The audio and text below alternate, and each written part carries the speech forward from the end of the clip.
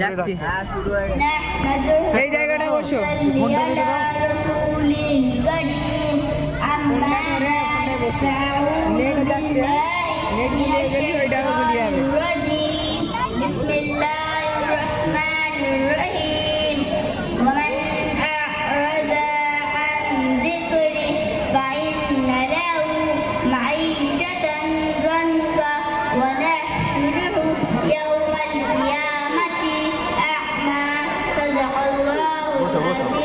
সম্মানীয় শিক্ষক মহাশয়গণ এবং মেহমানে কিরাম, আজকে আমার জন্য অনেক খুশির বিষয় যে আমাকে আপনাদের সম্মুখে যে বিষয়ে বক্তৃতা রাখার জন্য সুযোগ দেওয়া হয়েছে সেটি হলো কুরআন জীবন।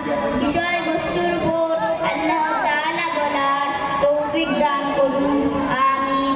যে আয়াতটি আপনাদের সম্মুখে তেলাওয়াত করা হয়েছে তার অর্থ হলো যে আমার নসিহত থেকে বিমুখ হবে তার জীবন হবে অনেক সংকীর্ণ এবং কিয়ামতের দিনে আমি তাকে অন্ধ অবস্থায় উত্তোলন করব। আল্লাহ তাআলা মানুষকে যেমন নাক, কান, চোখ ইত্যাদি নিয়ামত দিয়েছেন, ঠিক তদ্রূপ তিনি উম্মতে মুহাম্মাদীকে কুরআনের ওই মহান তোহফা দিয়েছেন যেটা বিগত উম্মতকে দেয়নি। সুতরাং কোরআনের হক আদায় করা আমাদের জন্য আবশ্যক। কোরআনের হক হলো তার উপর ঈমান আনা, সেটি তেলাওয়াত করা, সেটি বোঝা, অপরকে কোরআনের শিক্ষা দেওয়া।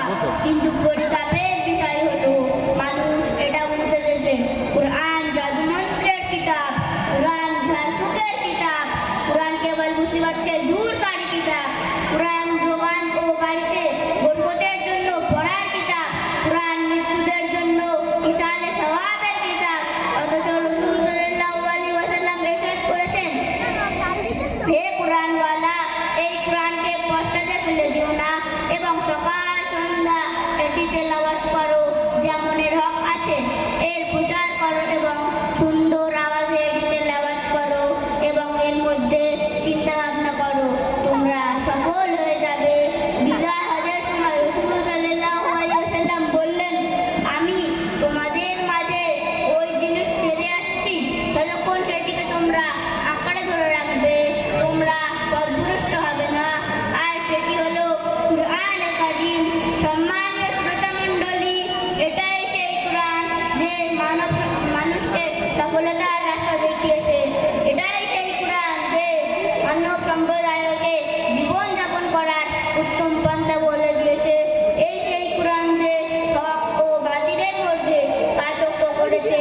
জি হ্যাঁ, কোরআন অবতীর্ণ হয়েছে তো মদ হারাম হয়েছে, কোরআন অবতীর্ণ হয়েছে তো ব্যভিচার হারাম হয়েছে, কোরআন অবতীর্ণ হয়েছে তো সুদ হারাম হয়েছে, কোরআন অবতীর্ণ হয়েছে তো জুয়া হারাম হয়েছে, কোরআন অবতীর্ণ হয়েছে তো মহিলারা পৈতৃক সম্পত্তিতে হক পেয়েছে।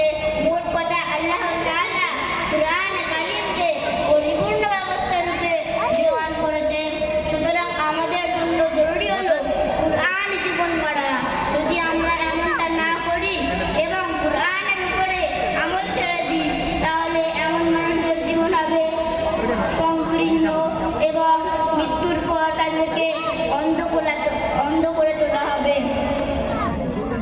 সর্বশেষে আল্লাহ তাআলার কাছে প্রার্থনা করি আমাদেরকে কুরআনের কারীমের তেলাওয়াত এবং তার নির্দেশ অনুযায়ী জীবন যাপন করার তৌফিক দান করুন।